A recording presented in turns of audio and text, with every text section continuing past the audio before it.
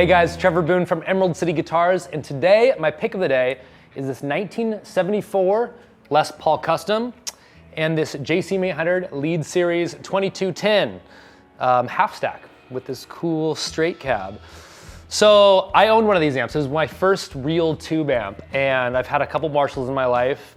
I really love the one channel, which is basically like a JMP with a different chassis. In my opinion, kind of one of the last like real Marshalls with that one channel, master volume, just straight up vertical or horizontal inputs. I think they're great. But there's another option available around that era, which we're looking at right here, and that's two channels, 100 watts and 50 watts is the 100 watt version, and has reverb. So this was a really cool amp when I was first getting into tube amps, because the master volume, I mean, you're committed to one channel and you gotta really want that Marshall tone with that amp.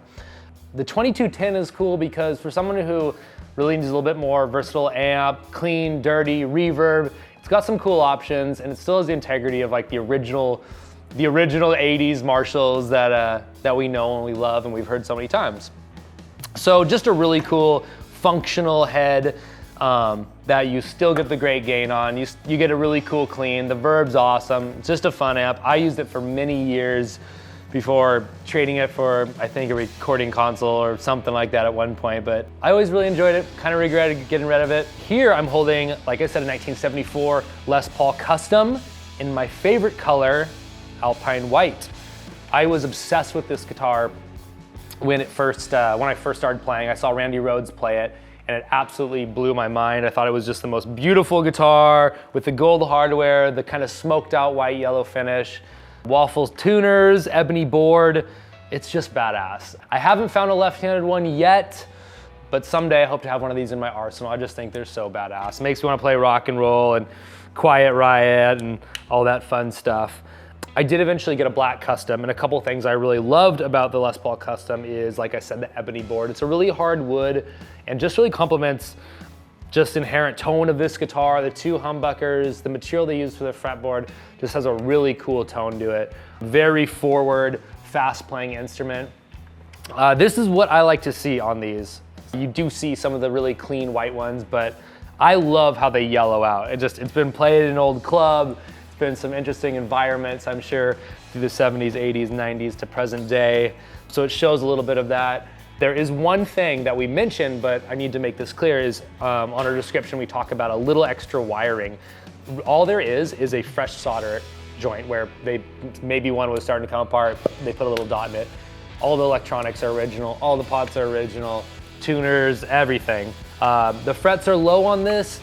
If you've played these, you know that you kind of pick them up and you go, dang, that's a little bit lower than I'm used to, but you can absolutely play them. And they, you know, if you want to get a refred, do it, but you can get away on this thing. It plays fast, it's how they all are, it's up to you. Has the original case, which I always thought was cool, the black with the purple interior. So something cool about this era to me is it doesn't have this crazy price tag that the 59s or the early 60s have. It's in this era where you can still find really, really great guitars under $10,000. I know that seems like a lot, but when you trade 3 guitars into one, you got yourself a real cool American-made guitar that feels entirely different than a new Les Paul Custom pulled off the wall.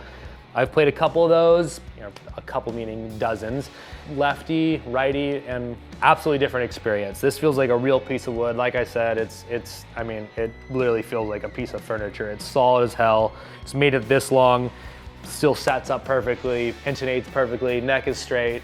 Yeah, you just know where your money's going. So there you go, 74 Alpine White Les Paul Custom. Kind of as cool as it gets and looks just like a rock and roll machine. So today we have Ian Crawford who's going to demo it. We've been doing that lately. He's awesome and he can play these the correct way, so I don't have to flip them upside down. So let's plug this into that, see how it sounds.